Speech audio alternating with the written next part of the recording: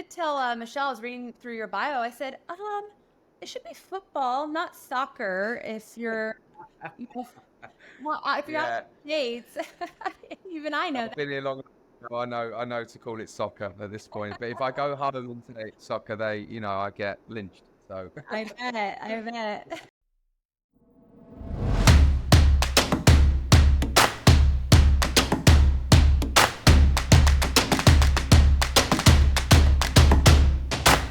Welcome to the Now podcast, Making Moves in Real Estate, episode number 31. Our guest today is a top Austin, Texas real estate expert, and everybody knows that I love me some Texas. Yes. He has a reputation built on local market knowledge, tireless dedication, and exceptional customer service. He's a former professional football player from London. He now applies the same drive and commitment to helping his clients buy and sell homes with a refreshingly friendly approach and proven success. He's known for guiding buyers to great deals and ensuring sellers have a stress-free experience. He's a 16-year Austinite and lives in Central Austin with his wife and 3 children. Please help us in welcoming Alex Tapp. Welcome, Alex. We were so thank excited to you. have you. Thank you. That was such a nice introduction. I don't think I can live up to that, but that was lovely. Thank you. Oh, I'm sure you can. I'm sure you can. Yeah, so I really want to hear about your story. How'd you end up here in the States? Oh my goodness, yeah, long time ago. I played professional football, soccer in England. Played for Wimbledon and MK Dons, and then I pretty much retired over there through some knee injuries. But I had a connection reach out about starting a team out in Austin, and at the time, my girlfriend, who's now my wife, was from Austin, went to UT, and so I was familiar with the city.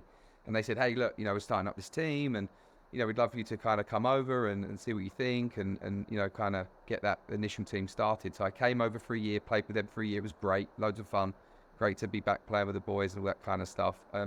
That team then moved to Orlando, became the Orlando City MLS team. And at that point, we were in Austin, loving Austin, kind of doing our thing. And so we stayed here.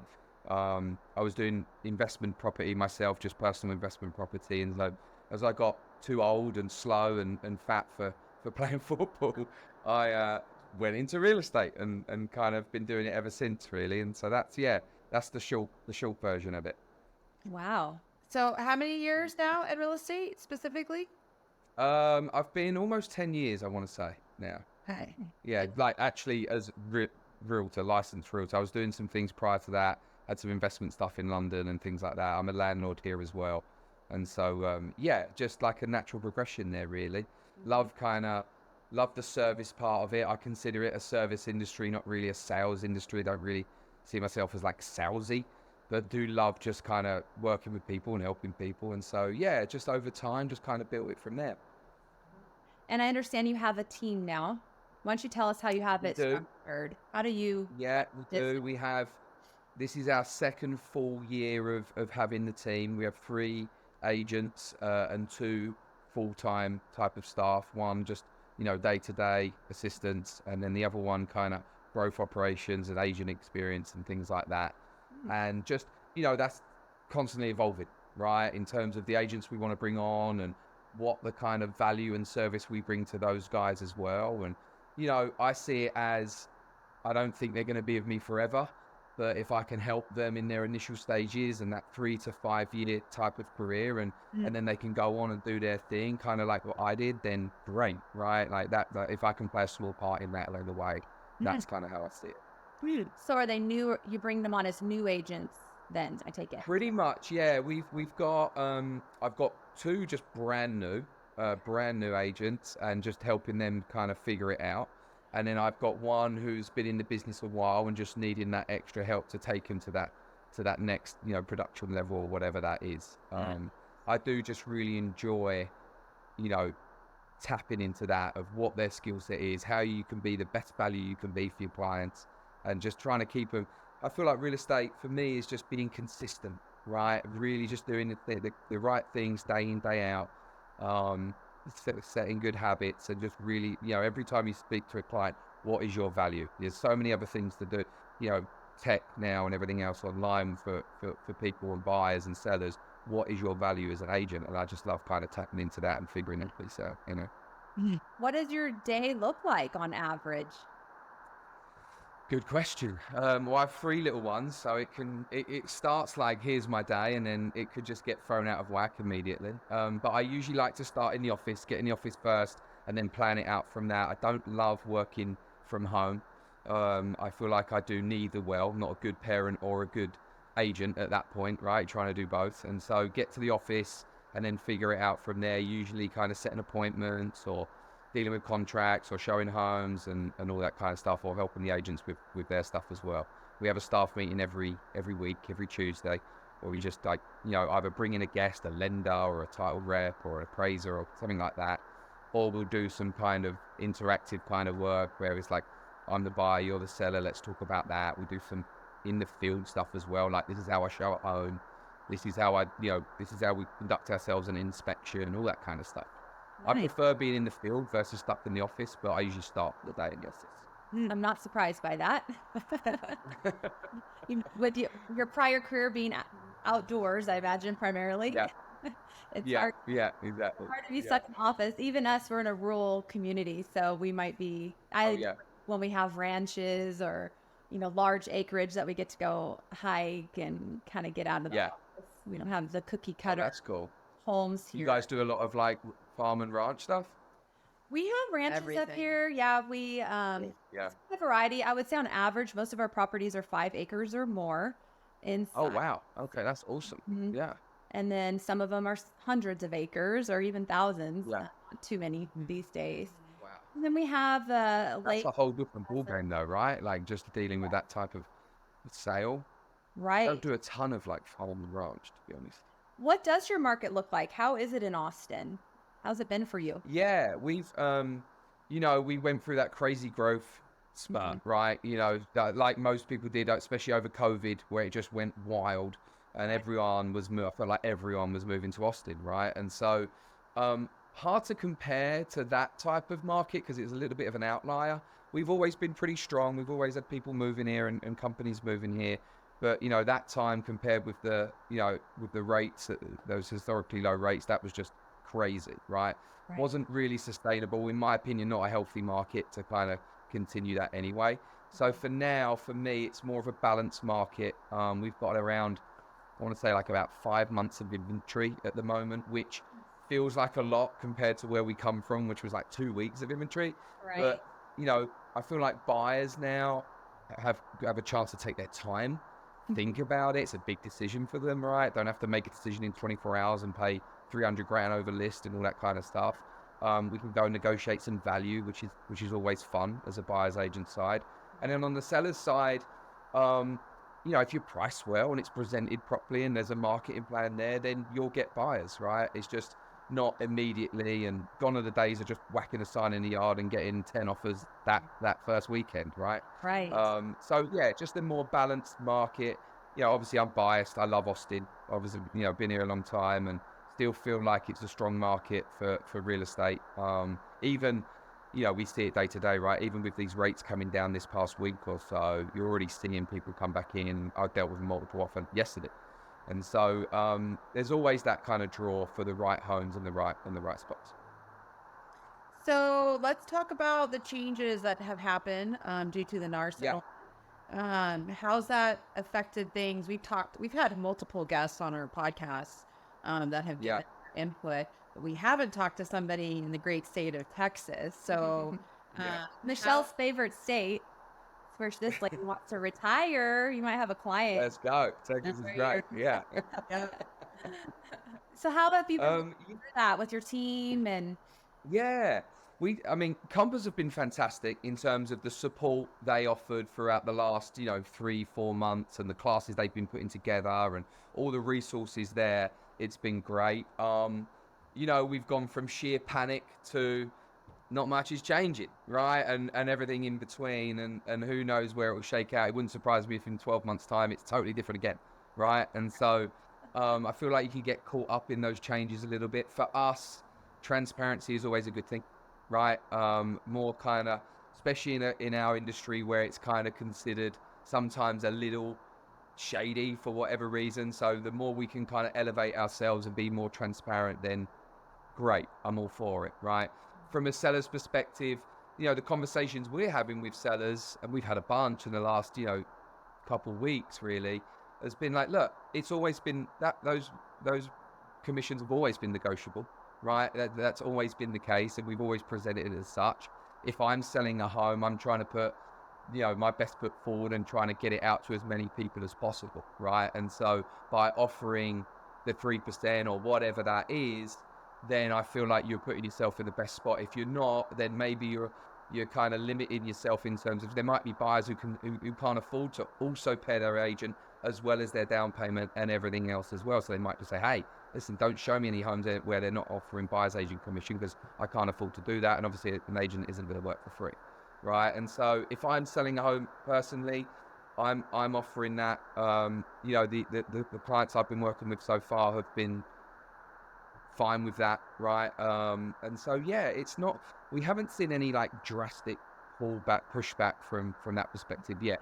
I'm sure there's sellers out there who's going to be like that, great, but not in our experience so far, Claudia. It's been pretty standard. Yeah, we haven't had any pushback whatsoever either with the sellers. Okay. The buyers, I say with the buyers, we have some of our leads are a lot of my business comes from referrals within our sphere, other agents. But we also have the internet leads. And so it was like, okay, how we show the value, like you're talking about, right? With someone that doesn't know us. And so Michelle's really got a good little system, I think, going on for our buyers. Oh, I'd love to hear it. Yeah.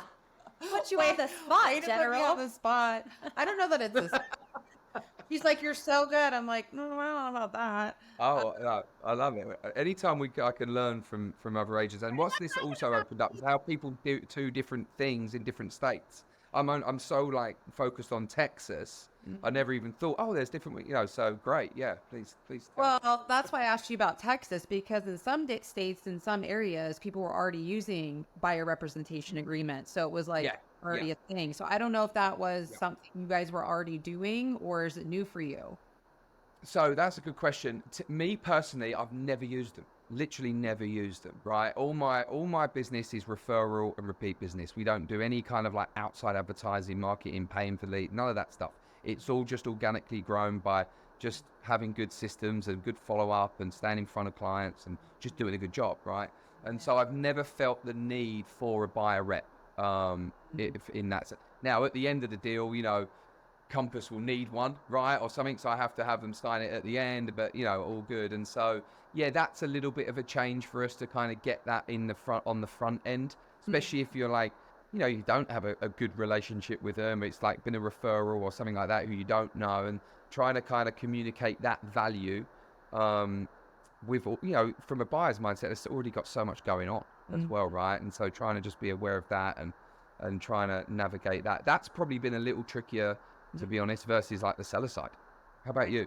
So are you using then like the state of Texas buyer representation agreements, or did Compass push down any kind of their own? We've just got the standard, the mandated Texas one, the TXR, whatever it's called. So with I think we're she brought her independent brokerage over to EXP last year. Gotcha. Fall. So what's really great about what they rolled out is a standard listing agreement and then also buyer representation agreement that's separate from our California Association. Ledger, more concise. Much easier. We're California, so we have to make it, convoluted with like 7 potential and like, what is this? Yeah. So I'm like, EXP has like a 2-page or a 1-page. Click, here we go. It's like the Bible. Simple as that. For sure. I'm with you. Bible version. New James Testament. Anyways, that's been extremely helpful because when you're doing a buyer's consultation, it's like 2 pages. Right. And so it's super clear. I feel like my 13-year-old could use it in school because it's just very easy to walk through your value proposition. Really, like it's like, boom, this is what it is, and this is what I'm going to do, and this is what it's going to look like for you. But we have had one instance where we did have a buyer sign the agreement. This was one of her clients. And then working with one of my new agents, and they're like, oh, well, actually, we really want to work with someone else, and happens to be for my office. That is for land. And I'm like, so you've signed a buyer, you signed an agreement with us. Let's talk about this. And I'm like, how ironic, the first one that my agent gets signed. And how did that work out? Pushback. Well, we're still having conversations about it. But I would say what it made me realize is, okay, we didn't present the value clearly enough in that situation. Right.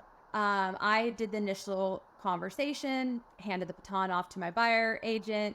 Perhaps I should have stayed involved a little bit longer with that situation. And so what I liked about what Michelle is doing is she's either in person or in Zoom actually doing a presentation for about a half hour. 100%. Got to do it in person, in my opinion, or Zoom, right? You have to get in front of people. Where they're at.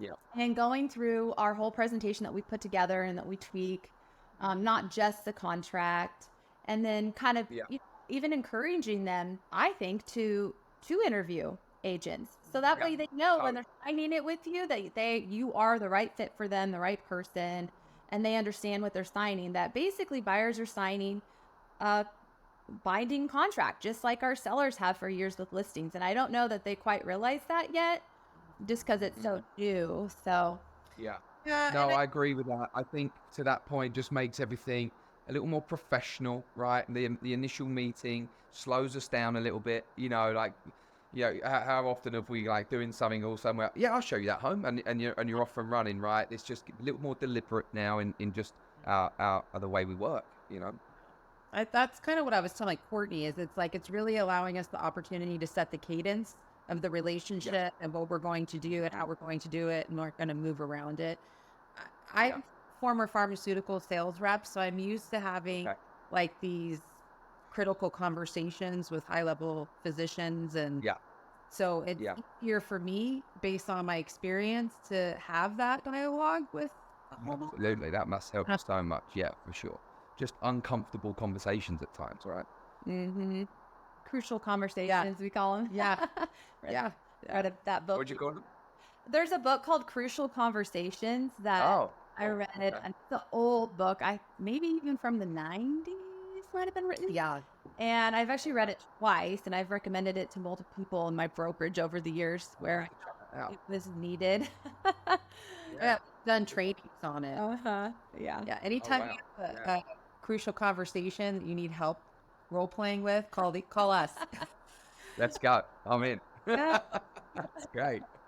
I love it. Yeah, I like things like that. More uncomfortable, the better. Just trains you to be fine with it, right? And so, no, I'm all for it.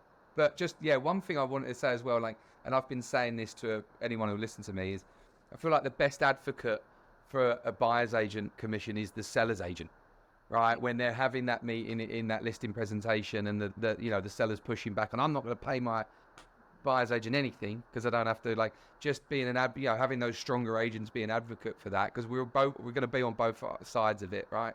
Right. I'm sure there's always going to be that race to the bottom and discounted agents and everything else like that. It's just not what we do. I'm sure it's not what you guys do either. It's just we're trying to be a full service, professional agency over here, and this is just our fees. It's just the way it goes, right? Well, I think people forget that there's been flat fee brokerages for decades. Yeah.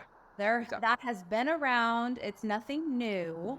And the sellers that are inclined to go that direction have already been going that direction, and the majority have not, because there's stats around that they get more money with a full service agent representing them. There's a lot of statistics around it. So in reality, this is not a new concept. It's just being worded differently, I guess you could say, than what we've already have had out there. So people I agree. Hey, real quick before we go, I want to hear about your investment portfolio. Yes. So let's talk about yours, and I also want to know if you're doing real estate in the UK. Yeah, so not anymore in the UK. Owned a couple properties there a long time ago. Hard to manage, to be honest, from over here, and haven't really got my finger on the pulse of what's going on enough. Just not there enough anymore. So they're done with. But here, yeah, we've got a few rental properties in San Marcos and in Austin. I manage them myself. Started off, the first ever one we did was just the home that I initially bought to live in, my primary, and then when we moved, we just kept that as a rental. Probably the best decision I've ever made on that one, luckily. And we just kind of built a few from there. And so, ups and downs with investment properties. It's so important in terms of, like, obviously the home and the condition it is, and then just getting the right tenant in, right? And just doing your due diligence on that end. That's usually the advice I give to a lot of investors, like, take your time with that, meet the people first before committing to everything. Right, get the home obviously in good shape, but then if you're just kind of taking care of payments every month versus like chasing up late rent, dealing with just a bunch of stuff you don't want to deal with, right? But yeah, they've been great for us. Seed Home is like long-term investment plays type of deal, and as long as they both they all three cash flow, but if as long as they're kind of taking care of themselves with their mortgage, then I'm fine with it. I'm not trying to, these are not multi-family homes, they're all single-family properties, and just kind of let them do their thing. How about you guys? Do you have anything like that? I have a lot of rentals. So my husband and I got into the Airbnb market in 2015, and we're being outside Yosemite. That's a big part of our portfolio up here. And so we have a boutique hotel now in downtown Maryland. Oh, wow. Oh, you guys are next level. Yeah. Well, 11, small one, 11. We're in it right now. Yeah, actually, I have my real estate office in the front, and then the hotel cool. back. And so if guests have questions, Are you running that hotel yourselves as well? No, I have a manager. I have had a manager for our short-term rentals since 2015, 16. And she was my nanny, and then she was one of my realtors, and then she became my manager for rentals. And so she's been with us a long time. Brilliant. It's a whole nother business. I mean, it genuinely is. And I think people underestimate the amount of work needed on short-term rentals. Whereas our long-term rentals, our long-term rentals, we self-manage. Those are a lot more passive. So we just picked up another property where we're going to create 2 more long-term rentals. That happens to be next door to us. Yeah. So we're going to be very thoughtful on who we bring in. I always pull credit reports too, even if we know people, because I can tell my lending background, like, what does that say about you? Yeah. What's your pattern? You can see it with their credit reports. So I always tell my clients, full credit. You need to see their credit if you're going to rent to somebody. No, absolutely. Yeah, and I manage them myself as well. And anytime I've got a client who's looking to do it, looking for investment property, and they ask, who's a good property manager? I've never come across a good one. I don't know if it's just me, but I'm always just like, just do it. I can help you. Let's just get all the front end stuff done. I can take care of all that and provide contacts and everything else like that for contractors or whatever. Let's get the payments up, and then honestly, just manage. If you're in town or in state, at least you can manage it yourself. I've just never been able to find a good one. Maybe we should start one. But, no, thank you. I barely want to manage my own. I could have got into the property management business a long time ago, and I opted out of that reason. That is not. I do not want to deal with a bunch of tenants, or I've had to evict. It's not fun. Oh God, touch wood, I've never had to do that yet. Oh, it's not fun. It's cash for keys. I've had all sorts of situations over the years, and no, we'll let someone else more patient than me handle that. How is the market where you guys are now? How's business been this year for you guys? It's been pretty good. Kind of similar to you. Obviously, we had the mad rush of everyone moving out to rural communities, and we were just slammed for a couple of years there, and then it drastically went down. So our area, on average, I would say we're about 50% down as far as the number of transactions that we saw, and I think that was pretty on par with our national average.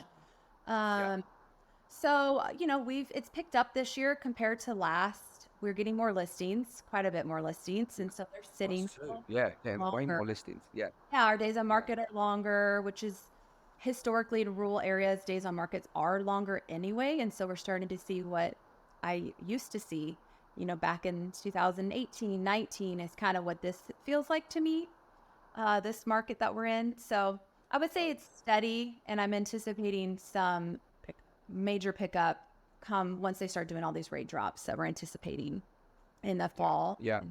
So in terms of your agents and what they're how they're growing their business, how are you kind of guide them on that? Is that same type of deal as you, where it's referrals, repeat business, just growing it like that, or are they doing different ways of doing it? I mean, with the EXP model, we have production team and then my group in the mountains that came over with us. And then I have agents that are completely building their own brands in different markets. And so that, depending on what market you're in, they all have their own methods. But I would say overall, most of us are very relationship based versus transactional, and have built our businesses off of our sphere or professional referral, which is something that we're big on. And we're part of a group called Pro Insight that has been a really good fit for us on that. So that's how I grew my business. I didn't pay for online leads for like my first 15 years in the business.